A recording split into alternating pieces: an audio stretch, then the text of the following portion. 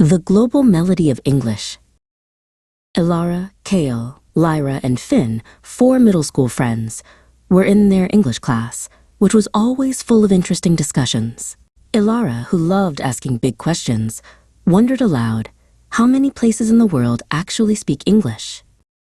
Kale, who was always eager to share facts, quickly replied, "Lots. English is a native language in countries like the United Kingdom, which is where it started, and the United States, which is a huge country, also Canada, Australia, New Zealand, and Ireland, which are all beautiful places."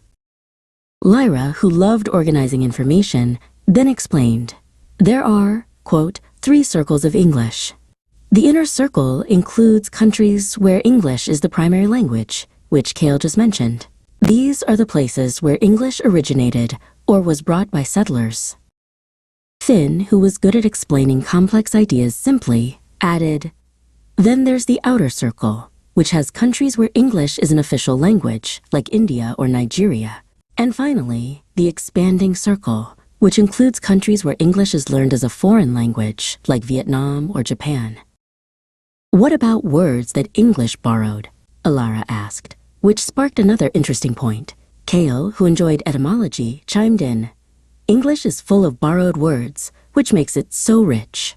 Think of kindergarten from German, or shampoo from Hindi, which are words we use every day." Lyra, who was fascinated by language evolution, said, "And new words are constantly created, which is called vocabulary innovation. Words like selfie or blog, which didn't exist a few decades ago, show how English keeps evolving, especially with technology." Ilara and Finn then started comparing different Englishes.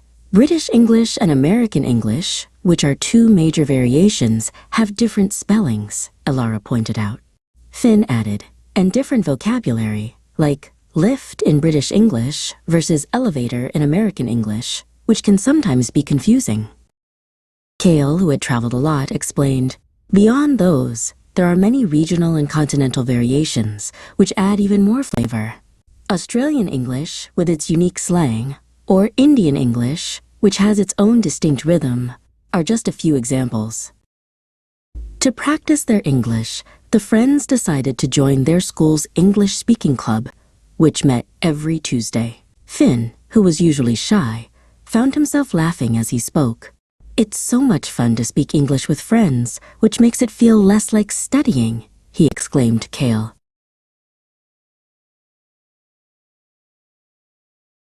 Lyra, who was always up to date with technology, introduced them to an AI English-speaking software, which provided instant feedback.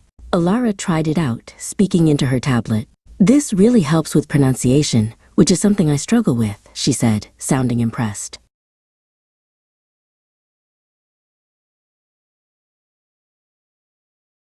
They discussed the most effective ways to learn English, which included many different activities.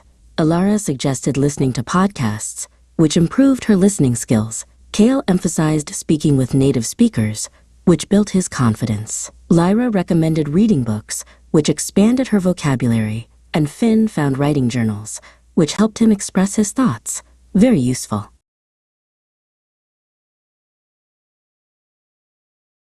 Finn summarized their journey.